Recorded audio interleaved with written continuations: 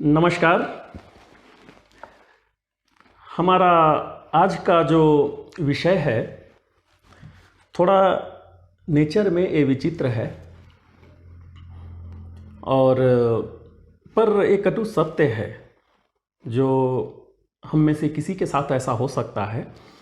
हम प्रार्थना करेंगे ऐसा न हो, किसी के साथ न हो, लेकिन अगर ऐसा हो जाता है तो उसका क्या निवारण है। तो यहाँ प्रश्न ऐसे आया है, हमारे एक दर्शक जो हैं, जो हमारा वीडियो को जो फॉलो करते हैं, तो उनका एक प्रश्न आया है कि अगर हमारे कोई परिवार के जो हमारे कोई सदस्य हैं या कोई हमारे शुभचिंतक हैं,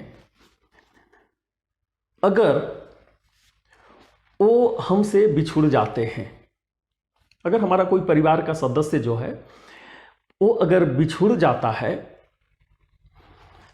तो कितने दिनों तक हमें उनका प्रतीक्षा करना चाहिए। ये एक मन में एक प्रश्न आया है। तो हमसे और रिक्वेस्ट किया गया कि आप इसके बारे में शास्त्र में क्या वर्णन है थोड़ा देखकर थोड़ा हमें बताएं। तो ये आज का जो टॉपिक है उसी के विषय पर है। तो हम जो आज बात करने जा रहे हैं वो हमारा है गरुड़ पुराण से। तो ये है हमारा गरुड़ पुराण, जो कि हमारा एक पुराण है, जो हमारा 18 पुराण है उसमें से यह एक पुराण है जिसमें हमारा जीवन और मृत्यु से ही संबंधित पूरा इसमें डिटेल दिया रहता है।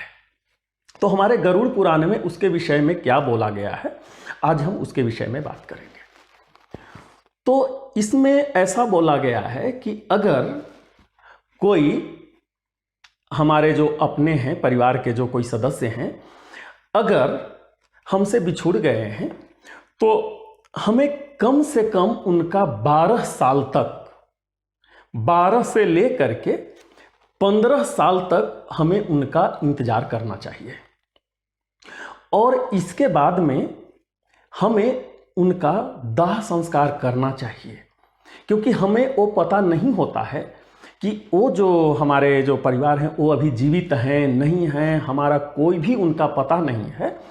तो हम लोग 15 साल के बाद ये हम लोग मान लेते हैं कि शायद वो अब इस दुनिया में नहीं हैं, और इस अनुमान के साथ में हमें उनका जो भी अवस्था है, जैसे अगर कोई बाल्यावस्था में गए हैं तो उसके अनुसार, या फिर अगर उनका यज्ञोपवीत नहीं हुआ है तो उनके अनुसार, या अगर यज्ञोपवीत हो गया है, शादी नहीं हुई है, तो उसके अनुसार जो भी हमारा शास्त्र में दाह संस्कार का जो विधि है उसके अनुसार उनको कर देना चाहिए। या फिर अगर शादी हो गई है तो उसके अनुसार भी जो भी हमारा जो शास्त्र में जैसा विधि है उसके अनुसार उनका दाह संस्कार कर देना चाहिए।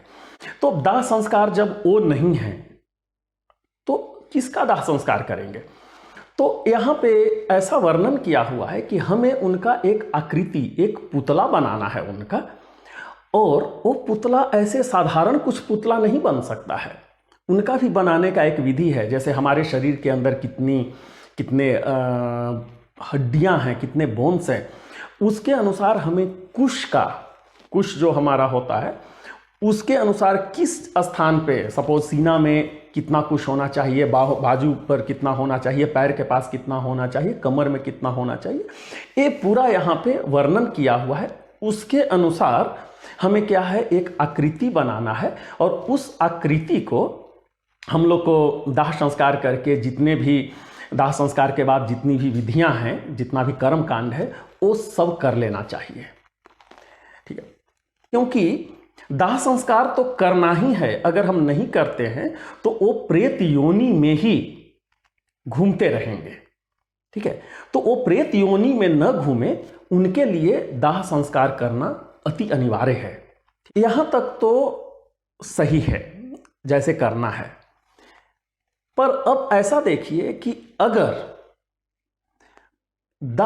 आज हम लोग दाह संस्कार कर लिए और कुछ समय के बाद जो हमारे परिवार के जो मतलब हमसे बिछड़ गए थे, वो फिर अगर आ जाते हैं तो इसके बाद का क्या विधि है? क्या हमें फिर से उनको स्वीकारना है या क्या करना है? तो देखिए हमारा वेद और पुराण कितना बढ़िया है, मतलब जो सब कुछ उसके विषय में, हर चीज़ के विषय में जो भी आपका प्रश्न है, हर प्रश्न का उत्तर हमारा वेद और पुराण में है। तो जब अगर हमारे परिवार जो बिछड़े हुए थे, जब वो घर लौट आते हैं, जबकि हमने उनका दाह संस्कार कर दिया है, तो फिर से हमारा ऐसा पुराण में वर्णन है कि उनका फिर से संस्कार किया जाता है। संस्कार मतलब ऐसा नहीं है कि अभी हम उनका मतलब अन्नप्राशन करवा रहे हैं या फिर वेदारंभ करवा रहे हैं, ये संस्कार नहीं। जो बचपन का संस्कार है वो तो चला गया है। ऐसे यहाँ पे उनको हम यज्ञोपवीत से शुरू करेंगे। यज्ञोपवीत उनको हमको करवाना पड़ेगा।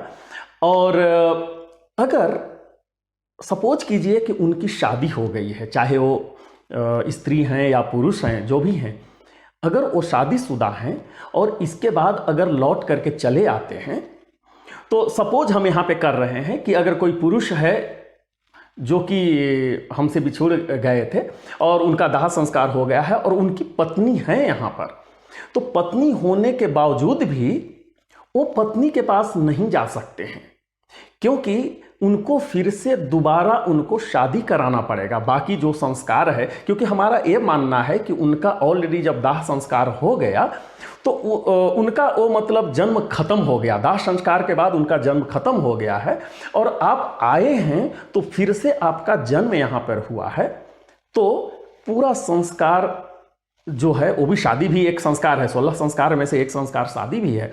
तो जब तक आप शादी नहीं करते हैं, आपको अपने पत्नी के पास में या पति के पास में जाने का अधिकार नहीं बनता है। ठीक है, तो हम उम्मीद करते हैं कि जो एक प्रश्न आया था उसका हम जैसा पुराण में वर्णन है उसका हम आंसर कर चुके हैं।